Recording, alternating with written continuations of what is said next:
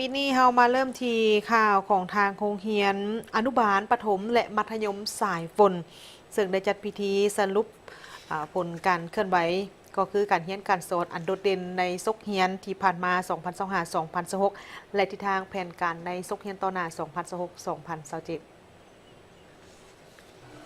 พิธีดังกล่าวนี้มันมีขึ้นในมื้อวันที่ 2 กรกฎาคม 2026 นี้โดยการเข้าร่วมของทานนาง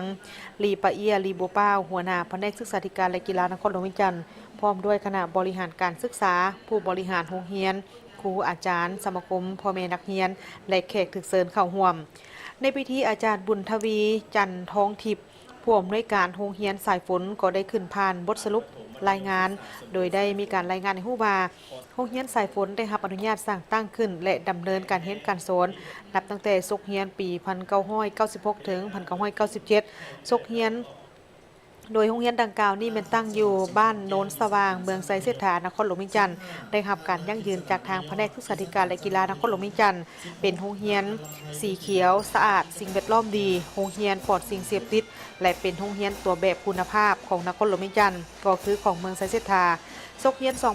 2025-2026 โรงเรียนสายฝนมีพนักงานบริหารครูอาจารย์และพนักงานทั้งหมดแม่น53ท่านมีนักเรียนทั้งหมดแม่น1,169 น้องหญิง673น้องซึ่งขึ้นกับซึ่งได้เพิ่มขึ้นจากซกเรียนที่ผ่านมาเป็น109น้องแบ่งออกเป็นชั้นอนุบาล288น้องเป็นหญิง192น้องชั้นประถม450น้องหญิง250น้องชั้นมัธยม431น้องหญิง231น้องด้วยการเอาใจใส่ในการจัดตั้งบำรุงและส่งเสริมนักเรียนอย่างต่อเนื่องโรงเรียนสายฝนสามารถสร้างผลงานวิชาการให้ขันเมืองได้อย่างหลากหลายเช่นชั้นประถมป .5 สอบเสียงนักเรียนเก่งวิชาวิทยาศาสตร์และสิ่งแวดล้อมญาติได้อันดับ1และอันดับ3ของเมืองไซเสถาชั้นมัธยมสอบเสียงนักเรียนเก่งได้อันดับ1ขันเมืองวิชาฟิสิกส์ศาสตร์ชั้นม .7 ญาติได้อันดับ1และอันดับ2ในวิชาภาษาลาววรรณคดีของเมืองไซเสถาส่วนผลของการสอบเสียงจบสั้นประถมป .5 สอบเสียงแมนได้คะแนนสมบูรณ์ห้อยส่วนห้อยในนั้นมีนักเรียน68น้องได้คะแนน7ขึ้นไปทุกวิชาสั้นม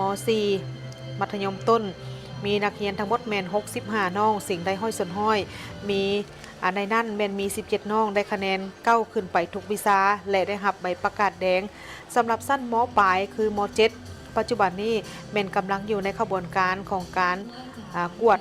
บทของคันถึงและล้อท่าการประกาศอย่างเป็นทางการส่วนที่ทางแผนการในต่อหน้าสำหรับซกเรียน 2026-2027 โรงเรียนสายฝนแม่นได้มีการวางแผนกันในต่อหน้าใน 12 ข้อก็คือสืบต่อในการบำรุงนักเรียนอ่อนและส่งเสริมนักเรียนเก่งปรับปรุงห้องทดลองให้มีเครื่องมือที่ทันสมัยและเพียงพอสืบต่อในการให้ทุนการศึกษาเรียนฟรีและช่วยลดค่าเรียนรักษาความสะอาดและสิ่งแวดล้อมรวมไปถึงการพัฒนาแอปพลิเคชันถึงมือถือเพื่อให้ผู้ปกครองสามารถติดตามข้อมูลและการเคลื่อนไหวของนักเรียนผ่านทางระบบออนไลน์ได้ทันการ